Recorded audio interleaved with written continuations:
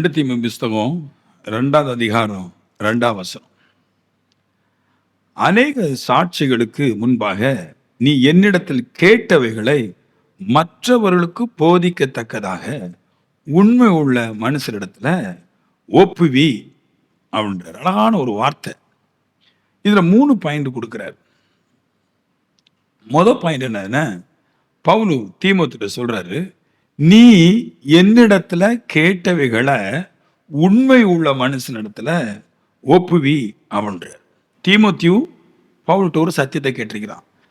பவுல் ஒரு சத்தியத்தை தீமோத்தேயுக்கு சொல்லியிருக்கிறான். அதனால சொல்றாரு, என்னிடத்துல கேட்டவைகள் நிறைய கேட்டிருக்கிறான். முக்கியமான ஒரு சத்தியம் 2 தீமோத்தேயு 1வது அதிகாரம் 10வது வசனத்துல நான் சொன்னதான், இயேசு மரணத்தை பரிகரித்து ஜீவனையும் அழியாமையும் சுவிசேஷத்தினாலே வெளியரங்கமாக்கினார். இதைத்தான் பவுல் தீமோத்தேயுக்கு கேட்க, தீமோத்தேயு நல்ல காது கொடுத்து கேட்கிறான்.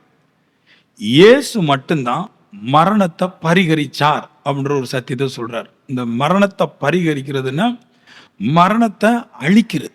பரிகரிக்கிறதும் அழிக்கிறதும் ஒரே வார்த்தை. இயேசு மட்டும்தான் மரணத்தை பரிகரித்தார், மரணத்தை அழிச்சார் அப்படின்னு சொல்றார். வேற எந்த ஒரு மனுஷனும் மரணத்தை பரிகரிக்கல, மரணத்தை ஜெயிக்கல. இவர் ஒருவர் மட்டும்தான் இந்த மரணத்தை அழிச்சாரு, பரிகரித்தார் அப்படின்னு சொல்றார். மற்ற எல்லாரையும் மரணம் பரிகரித்தது, மரணம் எல்லாரையும் அழிச்சிச்சு. இவர் ஒருவர் தான் மரணத்தை அழிச்சாரு, மற்ற எல்லாரையும் மரணம் அழிச்சதுன்றார். அத 3 சாயல்ல சொல்றேன் பாருங்களா. இது ஏன் சொல்றார் அப்படின்னா, நிறைய கட்டுக்கதைகள், நிறைய பொய்கள், தேவையில்லாத காரியங்கள் எல்லாம் பேசி கிறிஸ்து மரணத்தை பரிகரிச்ச அந்த சத்தியத்தை உலகத்தை விட்டு எடுத்துடுறாங்க. அதனால சொல்றாரு ரோமர்ல, எல்லாரையும் மரணம் ஆண்டு கொண்டது அப்படின்றார். ரோமர் 5:12 சொல்றாரு, எல்லா மனுஷனும் பாவம் செய்தபடினால் மரணம் எல்லாருக்கும் வந்தது. ஒரு சத்தியம், அற்புத விதமான சத்தியம் சொல்றாரு இல்லையா. நானும் நிறைய கேள்விப்பட்டிருக்கிறேன். எப்படி கேள்விப்பட்டிருக்கிறோம்னா, எல்லா மதத்துல ஒரு வாய்ப்பு அவங்களுக்கு இருக்கிற மாதிரியே பேசுறாங்க. அவங்களுடைய தெய்வம் மரணத்தை ஜெயிச்சதாட்டு சொல்றாங்க. முஸ்லீம்லயும் சொல்றாங்க, எல்லா மதத்திலும் சொல்றாங்க மரணத்தை அவருடைய தெய்வம் ஜெயிச்சது.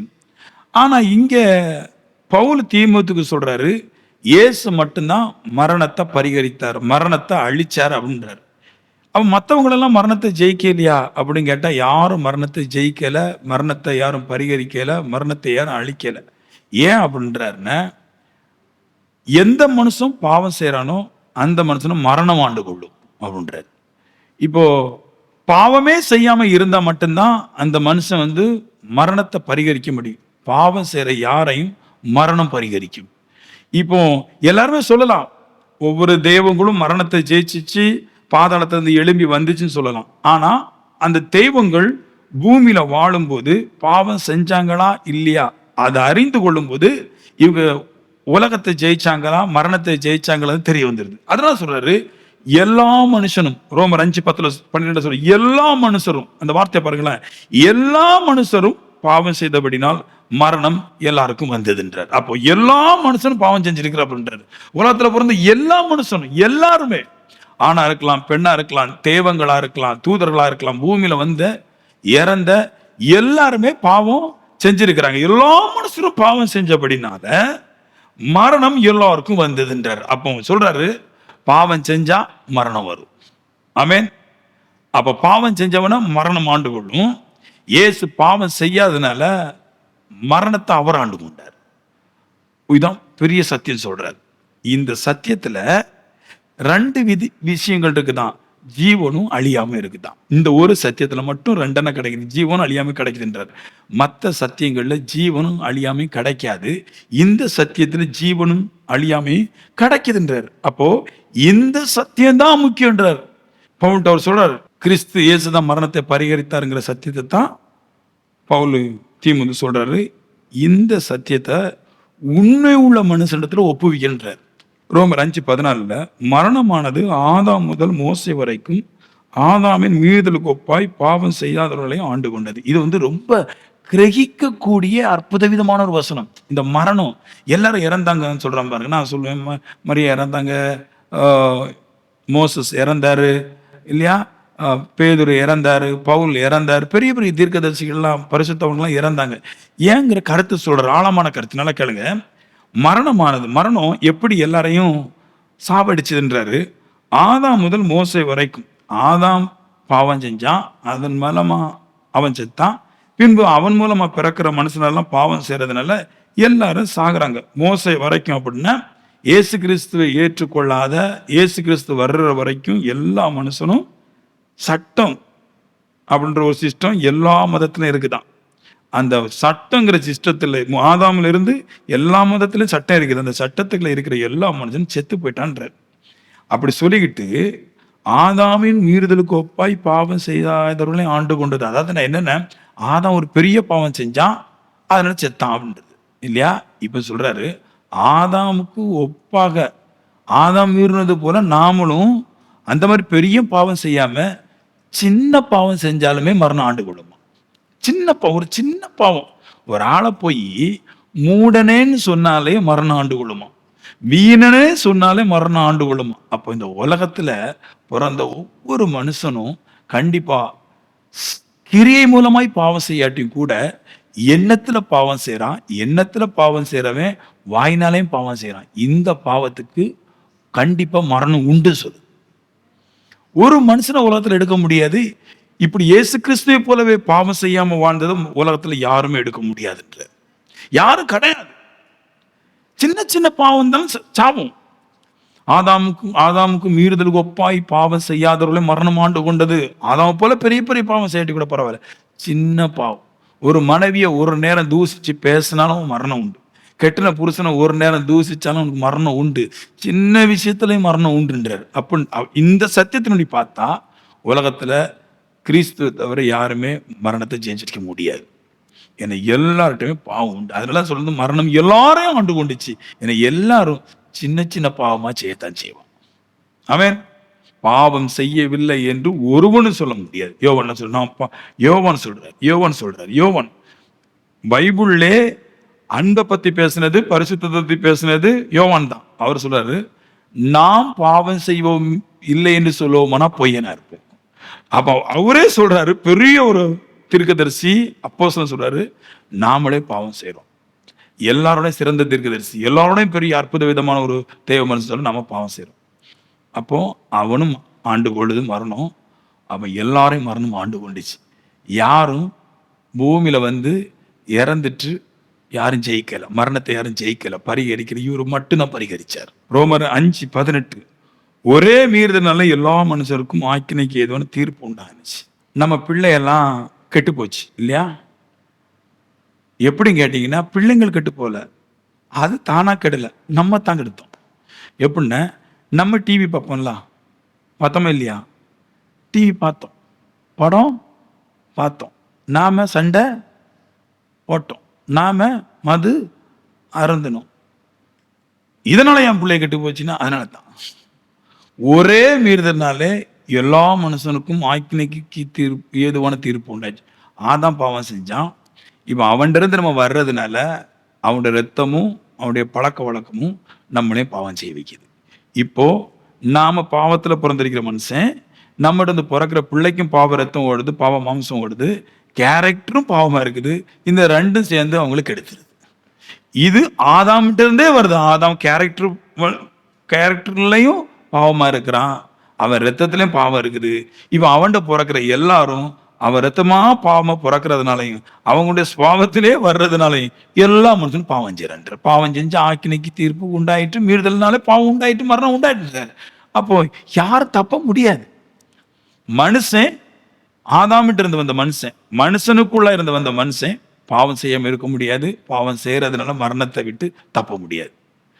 இயேசு ஏன் மரணத்தை ஜெயிச்சாருன்னா, இவர் பரலோகத்திலிருந்து வந்தவர், ஆணுடைய ரத்தத்திலிருந்து வராம தேவனுடைய வல்லமையினால வந்ததுனால அவர்கிட்ட பாவம் இல்லை. அதனால அவர் பாவம் செய்யல, அதனால மரணத்தை ஜெயிச்சாரு. இதை விசுவாசிக்கிறவனுக்கு இப்போ ஜீவன் அழியாம உண்டாதுன்றாரு. இதைத்தான் சொல்றாரு. வேற எதை விசுவாச்சாலும் பாவம் தான் வரும். எந்த கடவுளை விசுவாச்சாலும் பாவம். பாவம் வந்தா மரணம் வரும். பிள்ளைங்களெல்லாம் கெட்டு போனதுக்கு காரணம் நம்மளுக்கு சத்தியம் தெரியாம பாவம் செஞ்சு செத்து நரகத்துக்கு போனவன தேவனாய் ஆக்கி வச்சு ஆராதிச்சதுனால, அந்த பாவம் மனுஷனுடைய சுபாவம் நம்மளுக்குள்ள இருந்ததுனால நாமளும் பாவம் செஞ்சு நம்ம பிள்ளைகள்லாம் எப்படி தெரியுமா, நம்முடைய அந்த 2 வாரத்துக்கு முன்னாடி ஒரு வார்த்தை சொன்னேன். நம்முடைய நம்முடைய மூதாதையருடைய பழக்க வழக்கத்துல இருந்த நம்மளை கர்த்தர் ரட்சிச்சாராம். நம்மலாம் ஒரு மூதாதையர் பாருங்க.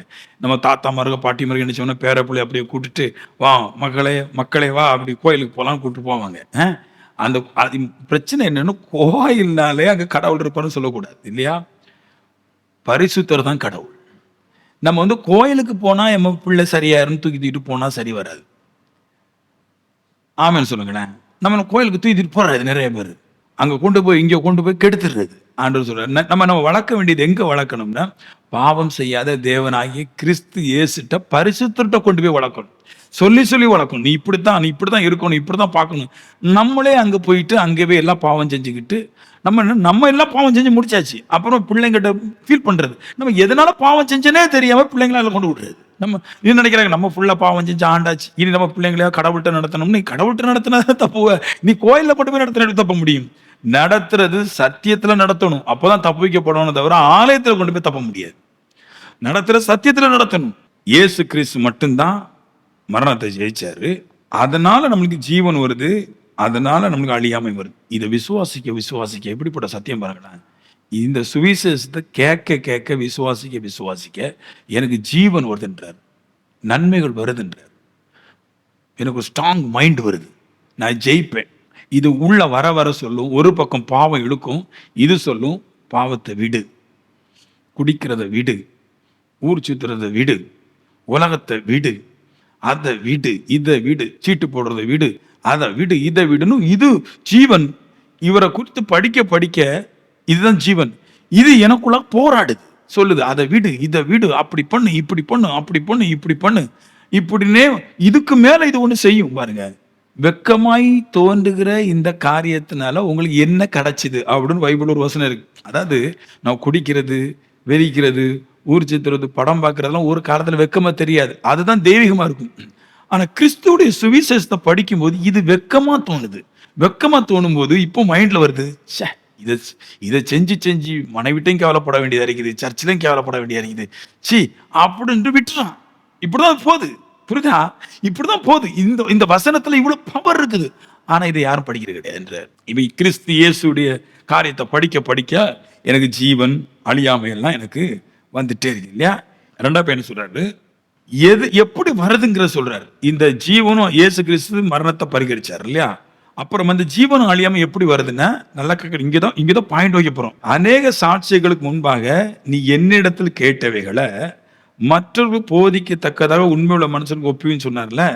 இதை இந்த ஒப்புவிங்கிறத என்னதை ஒப்புவிக்கணும் அப்படின்னா சொல்றாரு, சுவிசேஷத்தினால் ஜீவனும் அழியாமையும் அறிவிக்கப்படுகிறது. ரோமர் 5:12 சொல்றாரு, சுவிசேஷத்தை நல்லா கேட்கணும். என்னுடைய ஜீவன் இயேசு கிறிஸ்து மரிச்சார் இல்லையா, அடக்கம் பண்ணப்பட்ட ஊரோட எந்திரிச்சிட்டார். இதை நான் ஒரு மனுஷன்ட்ட கேட்க கூடாதான். புரியுது நான் சொல்றது? ரொம்ப இம்பார்ட்டன்ட்னு கருத்து பாருங்க. இப்போ நான் வந்து நிறைய சத்தியம் தெரிஞ்சிருக்கேன் மனுஷன். நீங்க ஏன் கூட நல்லா நீங்க பேசுனீங்கன்னா ஒண்ணு சண்டை வரும், இல்லைன்னா பாவம் வரும். புரிஞ்சாச்சு? புரியுதா? நான் எவ்வளவுதான் சத்தியத்தை அடக்கி வச்சிருக்கிற மனுஷனா இருந்தாலும் நீங்க என்னோட கூட பழகுனா முதல்ல கொஞ்ச நாள் சத்தியம் பேசுவோம், அப்புறமா குடும்ப கதை பேசுவோம். இது ரொம்ப இம்பார்ட்டன்ட். பாவத்துல அல்லாம மனுஷன் தப்பவே முடியாது. அதனாலதான் ஆண்டவர் என்ன பண்ணாருன்னா, மனுஷன் கையில கொடுத்து மனுஷ மார்க்கமா கொண்டு வரக்கூடாது. பழைய ஏற்பாடை பாத்தீங்கன்னா சத்தியம் மனுஷ மார்க்கமாய் வந்துச்சு, பைபிள் கிடையாது. வாய்மொழியா சொல்லிட்டு வந்தாங்க. இந்த வாய்மொழியா பேசும்போது பேசுறவங்களுக்குள்ள பாவம் நடந்தது. இதனால என்ன பண்றாருன்னா கர்த்தர் இந்த மரணத்தை பரிகரிச்சவர், ஜெயிச்சவர், பாதாளத்தை ஜெயிச்சவர், இத சுவிசேஷத்துல கொடுத்துட்டாராம். சுவிசேஷத்தினாலே நீங்கள் இந்த ஜீவனையும் அழியாமையும் ஜெயிக்க முடியும். இந்த சுவிசேஷத்தை தான் நீங்க படிக்க இம்பார்ட்டன்ட் நீ கொடுக்கணும். சுவிசேஷத்தினால தான் நீங்க ஒண்ணு அறிஞ்சு கொள்ள வேண்டுமே தவிர ஒரு மனுஷனுடைய இருதயத்திலிருந்து மனுஷனோட வாயிலிருந்து இந்த சத்தியத்தை ஒரு காலம் கேட்க கூடாது. இந்த சுவிசேஷத்தினாலே ஜீவனும் அழியாமையும் நம்மளுக்கு அறிவிக்கப்படுறதுனால நீ என்ன பண்ணணும், கிறிஸ்துவுடைய சுவிசேஷத்தை நீங்க நம்பணும். இதைத்தான் நீங்க நம்பணும், உங்கள்கிட்ட கேட்கக்கூடாது. நான் சொல்லுவேன் எப்பவுமே, நீங்க யாரும் நீங்க வசனத்தை தூக்கிக்கிட்டு நீங்க வீடு வீடா இப்போ சுவிசேஷம் சொன்னா நீங்க தப்ப முடியாது. ஜீவனை அழியாம சுவிசேஷத்துல வச்சிருக்கிறேன், நீ மனுஷன்ட்ட விழுந்தா அழிஞ்சு போவ, சுவிசேஷத்துல இருக்குது. தெரியலையா, நேரம் கொடு. புரியலையா, இன்னும் ரொம்ப நேரம் கொடு. அந்த வாசிப்படி ஜீவன் உண்டாகும். கிறிஸ்துடைய சுவிசேஷத்தை நம்புங்க, அதில் தான் ஜீவனும் அழியாமை இருக்கிறது. இப்ப அதுக்கு சொல்றாரு கலாத்தியர் 1:8, நாங்கள் உங்களுக்கு பிரசங்கித்த சுவிசேஷத்தை அல்லாமல், நல்லா கேளுங்க, நாங்களாவது வானத்திலிருந்து வருகிற ஒரு தூதனாவது வேறொரு சுவிசேஷத்தை உங்களுக்கு பிரசங்கித்தால் அவன் சபிக்கப்பட்டவன். அவர் சொல்றாரு கிறிஸ்துடைய சுவிசேஷத்தை அல்லாமல் வேறொரு சுவிசேஷம் இல்லை. சரியா? இப்போ இந்த சுவிசேஷம் உங்க கையில இருக்கு. இத அவர் சொல்றாரு, நாங்க வேறொரு சுவிசேஷத்தை சொன்னாலும் நீங்க நம்ப கூடாது. சுவிசேஷத்தை எழுதினதே நான் தான். இப்ப அந்த சுவிசேஷத்தை நம்ப, அதே ஆளு நான் வேற ஒரு காரியத்தை கொண்டு வந்தா, வேறொரு சுவிசேஷம் நற்செய்தி வேற ஏதோ கொண்டு வந்தா கேட்க கூடாது. வானத்திற்கு தூதனே இந்த சுவிசேஷம் மூலமா உங்ககிட்ட வந்ததான் கேட்கணும். வேற மாதிரி வந்தானா அவனே உங்ககிட்ட பாவம் செய்வான். பவுலே வேறொரு சுவிசேஷம் சுமந்துட்டு வந்தா பாவம் செய்வாரு. தேவதூதனே வேறொரு சுவிசேஷம் சுமந்து வந்தா பாவம் செய்வாரு. சுவிசேஷம் என்ன சொல்லிட்டா, கிறிஸ்துவை பற்றிய சுவிசேஷம் மட்டும் கிடையாது, எல்லாரையும் பற்றி ஒரு சுவிசேஷம் இருக்குது. சுவிசேஷம் என்னதுன்னா நற்செய்தி, எல்லாரையும் குறித்து நற்செய்தி இருக்குது. நான் அப்படி ஆகும் தெரியுமா, நான் பைபிள் காலேஜ் படிச்சேன் தெரியுமா, நான் இப்படி ஒரு ஆள் தெரியுமா, நான் நல்லா இது பண்றீங்க தெரியுமா. மனுஷனை குறித்து மனுஷன் பேசுறதோ தூதன் பேசுறதோ எதவே நம்ப கூடாது. ஒரு மனுஷன் ஜீவனுக்குள்ள போகணும்னா ஒரே ஒரு அதிகாரம் மட்டும்தான் இருக்கு, இயேசு கிறிஸ்துவின் சுவிசேஷம். அதை படிக்கும் போது மட்டும்தான், அது இல்லாம தேர்ந்தவனா இருந்தா மட்டும்தான் அவன் இந்த உலகத்தை ஜெயிக்க முடியும். இந்த சுவிசேஷத்தை திருப்பி திருப்பி படிச்சா ஜீவன், இதுல ஜீவன் மட்டும்தான் இருக்கு. வேற இதோட கூட எந்த மனுஷனை சேர்த்து நம்ம அறிய வேண்டிய நினைச்சா சோழி முடிச்சு. சிலெல்லாம் பிரசவம் பண்ணும்போது எப்பயுமே தான் பண்ணுவாங்க, ஜோம் ஒன்னா கிடைக்கும், அழுதா கிடைக்கும், கண்ணீர் விட்டா கிடைக்கும். நான்லாம் இதுல ஒரு 10-12 வருஷமா ஓடி இருக்கேன், அழுது கண்ணீர் விட்டு ஜோம் பண்ணி கூத்தாடி. அதுல கஷ்டம் வரும்போது உருண்டுருவேன் நான் 4-5 மணி நேரம் மட்டும். கண்ணீரா தான் இருக்கும், பெட்ஷீட்டு தலையின எல்லாம் ஒண்ணுக்கும் வேலைக்கு உதவாது.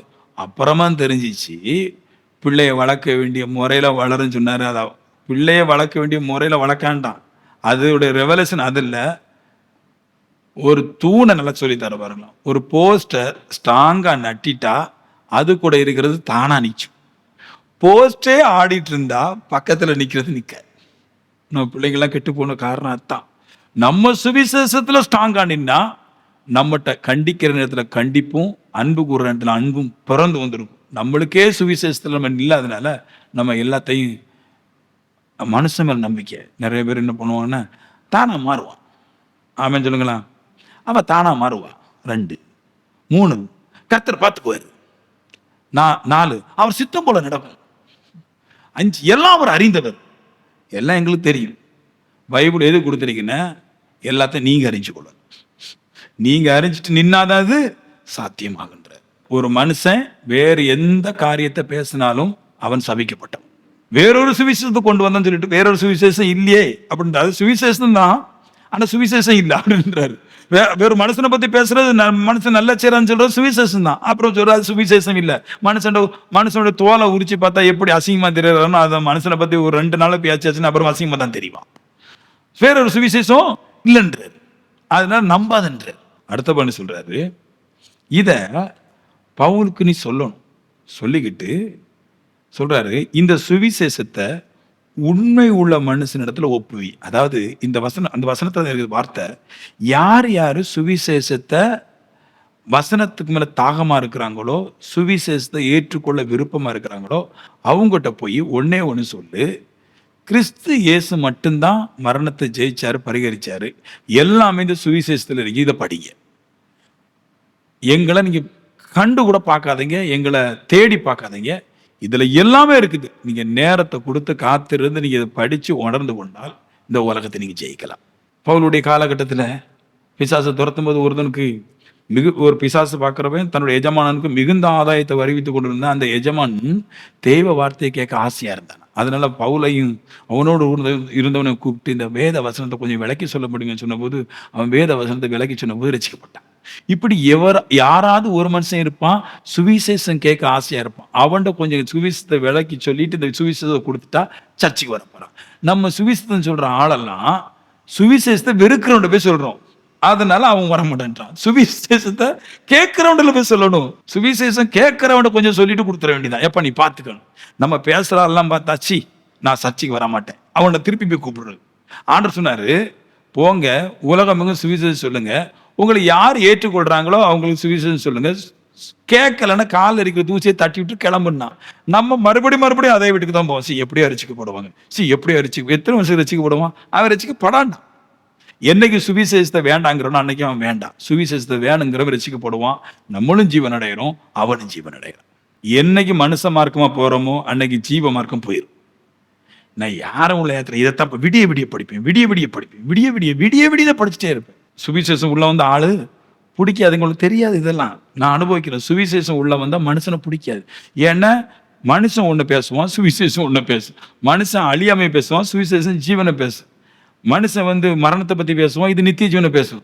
மனுஷன் பேசுவது ஒரு 2 டயலாக் விடுவான். என் புருஷன் சரியே இல்லை, அப்பவே குடும்பம் விட்டு. என் பொண்டாடி சரியே இல்லை, அப்பவே குடும்பம் விட்டு. நான் சொல்லுவேன், சுவிசேஷம் படிச்சா என் பொண்டாடி சரி இல்லாட்டியும் என் பொண்டாடி சரின்னு சொல்ல வைக்கும். ஆமென். உண்மையை சொல்றாங்க, இந்த சுவிசேஷம் படிச்சா நம்மளை மாடலா உருவாக்கும். ஆனா மனுஷன் இது வேண்டாங்கிறானே. சுவிசேஷத்தை யாரெல்லாம் வாஞ்சியா கேட்க ஆசரிக்கிறாங்களோ அவங்களுக்கு சுவிசேஷம் வாங்கி கொடுப்பேன். தேவத்தை ஏற்றுக்கொள்ற எந்த மனுஷனுக்கு உதவியும் செய்வேன். அதோட விட்டுருவேன். இது உங்க பாடு, இதுல சரக்கு இருக்குது, நீங்க படிச்சு உங்களோட வாழ்க்கையை மாற்றிக்கொடு. இப்போ கிறிஸ்துடைய சுவிசேஷம் அதனுடைய பலன்கள் அதை சொல்லட்டும், சரியா? உங்களுக்கு தெரியணும்ல. நம்முடைய காலத்துல, அந்த பழைய அப்போஸ்தலருடைய காலத்துல, அவ்வளவு நெருக்கம் உள்ள காலகட்டத்துல மக்கள் செதறி ஓடணும். பைபிள் சொல்லுது, அவன் செதறி ஓடணும். மனுஷனை யாருமே கூட்டு கிடையில. ஆனா ஒண்ணு மட்டும் பிடிச்சிட்டாங்க, சுவிசேஷத்தை பலவந்தம் பண்ணி பிடிச்சாங்களாம். ஓடினாங்களே இல்லையா? இப்போ கூட்டில ஓடிடுறாங்க. ஓடும்போது கூட்டிட்டு ஓடுறாங்க. இப்போ நிறைய ஓட்டங்க தான். இப்போ பைபிள் படிக்கிற இடத்துல ஓடுறாங்க, காலேஜ்லையும் ஓடுறாங்க, சாதா மனுஷன் பேசணும் ஓடிட்டான், எல்லாம் ஓட்ட தான் நடக்குதுங்களே. அது ஏதோ மனுஷனை கூட்டு தான் ஓடுறான். அவன் ஆனா சுவிசேஷம் அந்த காலகட்டத்தில் அவங்க சுவிசேஷத்தை தூக்கிட்டு ஓடினாங்க. அது போதும், வீட்டை விட்டு ஓடினான். அது போதும் எல்லாத்தையும். பவுல் பழைய ஏற்பாட்டை விளக்கி போதிச்ச போது இப்போ அவங்கள்ட்ட புதிய ஏற்பாடு இல்லை, ஆனா அந்த பழைய ஏற்பாட்டுல இதுதான் இருக்குன்னு தெரிஞ்சுட்டு பழைய ஏற்பாட்டை தூக்கிட்டு ஓடினாங்க. அப்புறமா மறுபடியும் ஓடின ஜனங்களுக்கு பவுல் புதிய கடிதங்களை எழுதி கொடுத்தான். அதான் புதிய ஏற்பாடு. புரியுதா நான் சொன்னது?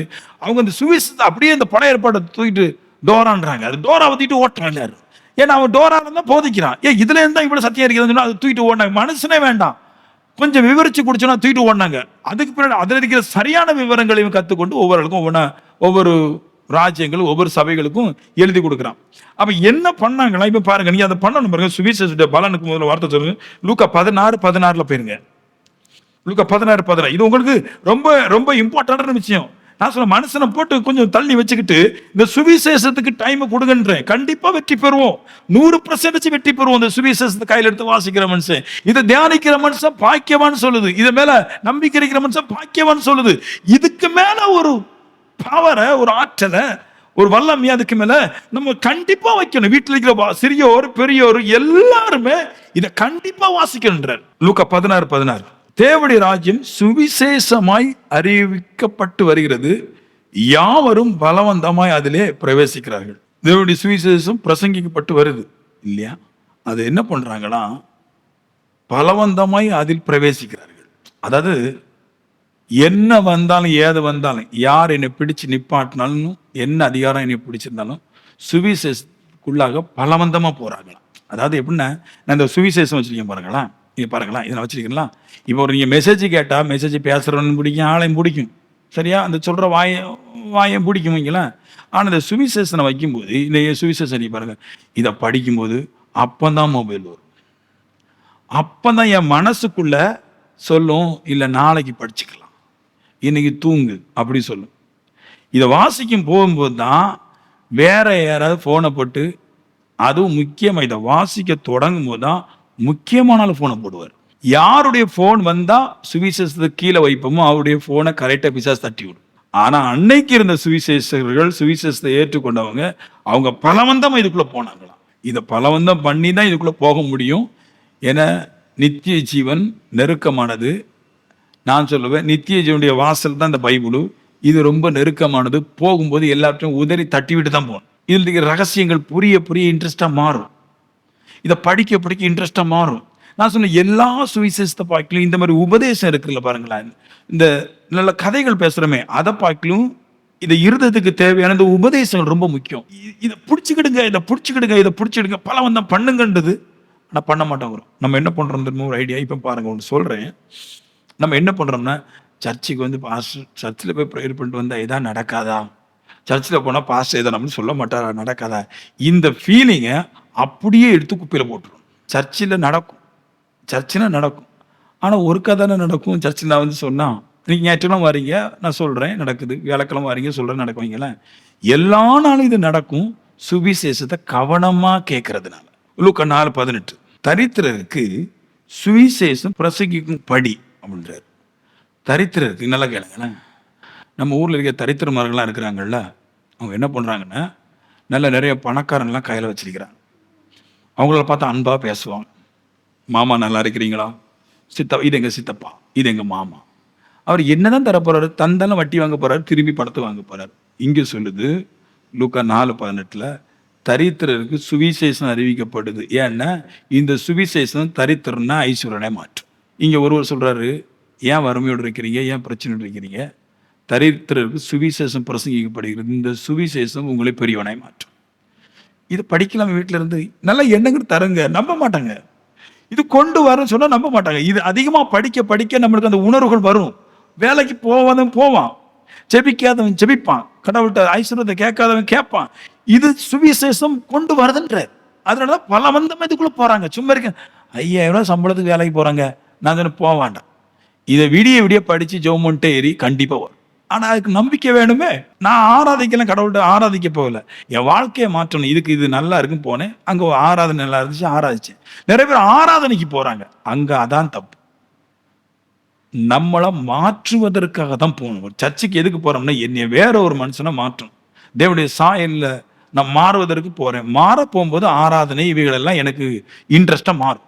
ஆராதனை என்ன சொல்லியிருந்தேன், நான் பாடுறேன். அது என்னென்ன, பாத்திரத்துல ரின் பவுடர் போட்டு கழுவுற மாதிரி தான் அது. அதுல ஒன்றும் கிடையாது. சாப்பாடு வைக்கிறதுக்கு நம்மளை ஒரு டெவலப் பண்றோம். பாடி எடுத்து இருதயத்துல நிறைய சோகங்கள் வருத்தங்கள்லாம் இருக்குங்களா, அதெல்லாம் சரி பண்றோம். சத்தியத்தை கேட்டு நம்ம அடுத்த வாழ்க்கை போறதுக்கு எது முக்கியமோ மனுஷனுக்கு அது பிடிக்காது. இதை படிச்சு படிச்சு படிச்சு புரிய புரிய புரிய இந்த உலகத்தை ஜெயிப்பான். லூக்கா 9:6 கிராமங்கள் தோறும் திரிந்து எங்கும் சுவிசேஷத்தை பிரசங்கித்து பிணியாளர்களை குணமாக்கினார். கிராமங்கள் தோறும் தரித்து எங்கும் சுவிசேஷத்தை பிரசங்கித்து, சுவிசேஷத்தை படிச்சுக்கிட்டு நீங்க சொல்றீங்க, சொல்லும்போது பிணியெல்லாம் போயிருதுன்ற. அதான் நீங்க என்ன நினைக்கிறீங்கன்னா, ஒரு மனுஷன் தலையில கை வச்சு ஒரு கையை பிடிச்சி நம்ம ஏதாவது ஒன்று பண்ணதை நடக்குங்கிறீங்க, அது முட்டாள்தனம். நம்ம படிச்சுக்கிட்டு நம்மளே அதை சொன்னா பிணி போயிருது. சுவிசேஷர்கள் சுவிசேஷத்தை படிச்சுட்டு சுவிசேஷத்தை சொல்றாங்க, பிணி போகுது. இப்படிதான் இந்த லாஜிக் எடுக்கணும். நான் சுவிசேஷத்தை படிக்கிறேன், படிச்ச சுவிசேஷத்தை சொல்லுறேன், என் பிள்ளைங்க போயிருது. படிக்கிறேன் சொல்றேன், படிக்கிறேன் சொல்றேன், படிக்கிறேன் சொல்றேன், படிக்கிறேன் சொல்றேன், படிக்கிறேன் சொல்றேன். ஒரு நாளைக்கு பார்த்தா நான் என்ன நோயை எதை படிச்சுக்கிட்டு எதை வேண்டாம் சொன்னனோ அது ஒரு நாளைக்கு நிறுத்துறதுக்கு. நான் படிச்சேன் சொன்னேன், நான் மர்மம் மாறணும் செழிக்கணும்னு சொல்லி சொல்லி சொல்லி செழிப்பாயிட்டேன். அடுத்த நோய்களுக்கு சொல்றேன், நான் இந்த நோய்களை என்னை விட்டு போகணும், நோய்களை என்னை விட்டு போகணும், படிக்கிறேன் சொல்றேன், அறிக்கை செஞ்சுட்டே இருக்கிறேன். ஒரு நாளைக்கு பார்த்தா நோய் என்னை விட்டு போயிடும். நம்ப மாட்டாங்க. இதுல இப்படி பவரான வேலை இருக்குன்னு நம்ப மாட்டாங்க. நம்புறவன் ஜெயிக்கிறான். அதனால சுவிசேஷத்தை நம்புங்கன்ற. முதல்ல இப்ப நான் இந்த பைபிளை ஒண்ணு படிச்சுட்டே இருக்கிறேன், எனக்கு புரியவே செய்யாது. சரியா படிக்கிறேன் புரியவே செய்யாது. திருப்பி படிக்க புரியவே இல்லை. எப்பமாவது என்னைக்காவது நான் படிச்சது புரிய ஆரம்பிக்கும் போது என் இருதயத்தில் ஒரு சந்தோஷம் உண்டாயிருது. புரியுதா? இந்த சந்தோஷம்தான் எனக்கு சுகத்தை தருகிறது. கண்ணீர் தராத ஒரு காலம். அது போய் நான் படிக்கும்போது நிறைய படிச்சுட்டே இருப்பேன். படிச்சுட்டே இருந்தால் புரியவே செய்யாது. நான் புரிகிற வரைக்கும் ஏன் இருக்கிற கேரக்டரோ விலகினமோ மாறாது. நான் நினைச்சதையே பிடிச்சிட்டு இருப்பேன். படிச்சுட்டே இருக்கும்போது எனக்கு புரியும் போது நான் நினைச்ச விஷயத்தை கைவிட்டுறேன். இப்போ இதை இப்படி விளக்குறேன் பாருங்களேன். ரூபா இருக்குது, எல்லா நாளும் போய் 3 புரோட்டா சாப்பிட்டே இருக்கிறேன். சரியா?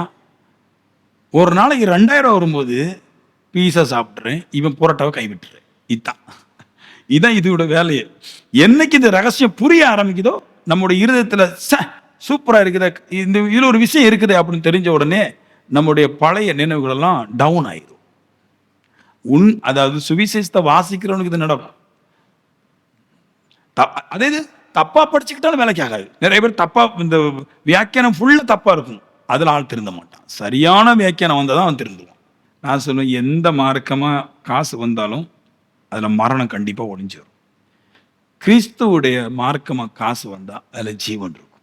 பிரேயர் எப்படி பண்ணனே நிறைய பேர் தெரியும். அதான் சொல்லுவார், நாம் வேண்டிக் கொள்வது இன்னதென்று அறியாது இருக்கிறபடினாலே சொல்றார். ரோமர்ல பவுல் சொல்றார், பவுலே சொல்றார், நம்மளுக்கு ஜெபம் பண்ணவே தெரியாது. ஜெபத்துல 2 விதம் கிடைக்கும். ஒண்ணு, நீங்க ஜெபம் பண்ணும்போது ஸ்ட்ரென்த் கிடைக்கும், அதை தாண்டி பதில் கிடைக்கும். நீங்க ஜெபத்துல இந்த 2ஐயும் பெறாம போனா அப்புறமா கிடைக்கவே செய்ய. உங்களுக்கு புரிஞ்சா? நீங்க ஜெபத்துல தான் பதில எடுக்க முடியும். நீங்க ஜெபம் பண்ணிட்டு ஒன்றும் கிடைக்க, நீங்க என்ன நினைக்கிறாங்கன்னா ஜெபம் பண்ணியாச்சு, இனி கர்த்தர் பார்த்துக்கிடுவார். நீங்க ஜெபம் பண்ணுனா, நீங்க ஜெபத்தை முடிக்கிறதுக்கு முன்னாடி தான் உங்களுக்கு பதில நீங்க எதிர்பார்க்கணும், தவிர ஜெபத்தை முடிச்சுட்டு பின்னாடி எதிர்பார்க்க கூடாது.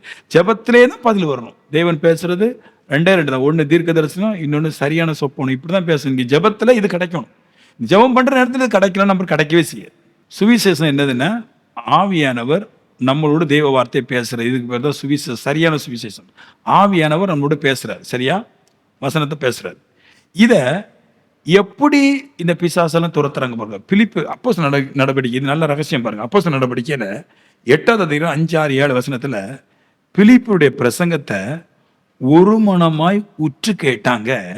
கேட்டபோது அநேக பேர் இருக்கிற அசுத்தாவிகளும் அவங்களை விட்டு புறப்பட்டு போச்சு. அநேக திமிர்வாதக்காரங்களும் சப்பானிகளும் குணமாக்கப்பட்டாங்களாம். அது என்ன தெரியுதா? அதாவது இந்த பைபிளை படிக்கும்போது இந்த பைபிள்ல இருந்து ஒண்ணு உங்களோட பேசும், சரியா பேசும், வசனம் பேசும். நான் பிரசங்கம் பண்றோம்ல, வார்த்தை பேசுற மாதிரி பைபிளும் நீங்க வாசிக்கும் போது உங்க இருதயத்துல பேசிட்டு தான் வரும். இது இப்படி இருக்குது, அது அழகா இருக்குது, இந்த விஷயம் நல்லா இருக்குதுன்னு நீங்க படிக்கும் போது உங்களுடைய இருதயத்துல பேசுறதுனால தான் நீங்க ரிப்பீட் பண்றீங்க, மறுமொழி கொடுக்குறீங்க இல்லையா? அது எப்படி வேலை செய்தான்? எல்லாரும் ஒரு மனமா கூர்மையா அதை கேட்டாங்க, உற்று கேட்டாங்க. அதை நீங்க படிக்கும்போது, நீங்க பைபிள் வாசிங்க, பைபிள் வாசிக்கும் போது எந்த சத்தமும் எந்த இடையூறும் உங்களுக்கு காட்டுல சரி காதல சரி வரவே கூடாது. அதை உற்று பார்த்து நீங்க வாசிச்சுட்டே போனா அதோடைய பவர் எனக்குள்ள இருக்கிற திமிர்வாதத்தை, எனக்குள்ள இருக்கிற நோயை மாற்றி விடுகிறது. ஒரு அற்புதம் செய்யறவங்க வரும்போது அந்த அற்புதம் செய்யறவங்க உற்று பார்ப்பாங்க, இவர் தீர்க்கதரிசியா இருக்கிறாரு, இவர் அற்புதம் செய்யறாரு. ஆனா உண்மையில அந்த ஆள் வேலை செய்யறப்ப கிடையாது. அவனை நீங்க கூர்மையா உற்று கேட்கறதுனால அவரிடத்திலிருந்து வர்ற வார்த்தை உங்களுக்குள்ள முழு இருதயத்தோட போகும்போது வேலை நடக்குது. இயேசு பேசினாலும் இயேசு மேல கணம் கொடுத்து நம்ம கேட்கிறோம், அற்புதம் நடக்குது. இப்ப நான் பிரசங்கிக்கும் போதும் எனக்கு கணம் கொடுத்து கேட்கறதுனால வேலை நடக்குது. வசனத்தை வாசிக்கும் போதும் அதே கணத்தை கொடுத்தீங்கன்னா அது உங்களுக்குள்ள போய் வேலை செய்யும். வசனம் ஒண்ணுதான், ஆனா நீங்க எங்க கணம் கொடுக்குறீங்களோ, எதுல கணம் கொடுக்குறீங்களோ அதுதான் வேலை செய்யுது. அதுல சொல்றது, பிலிப்பு அநேக அற்புதம் அடையாளம் செஞ்சதுனால, அந்த வசனத்தை படிக்கும்போது அநேக அற்புதம் அடையாளம் செஞ்சதுனால அவன் பேசுறது எல்லாரும் உத்து கேட்டாங்க, கூர்மையா கேட்டாங்க. கேட்டதுனால அற்புதம் நடந்துச்சான். அப்போ நான் பிரேயர் பண்ணும்போது சரி, பாடும்போது சரி, வேதம் வாசிக்கும் போது சரி, ரொம்ப கூர்மையா வேத வாசனத்தை தியானிச்சுட்டே போயிட்டு இருந்தா அந்த வேத வசனத்துக்கு முன்னாடி எனக்கு திமிர்வாதமும் நோயும் பிசாசும் பெரிய வல்லமையா வேலை செய்யாது, விட்டுட்டு போயிடும். பைபிள் படிக்கும் போது அதுல இருக்கிற முழு பவரும் உள்ள வந்துடும். அப்பந்தான் எனக்கு இதை வேலை நடக்கணும்.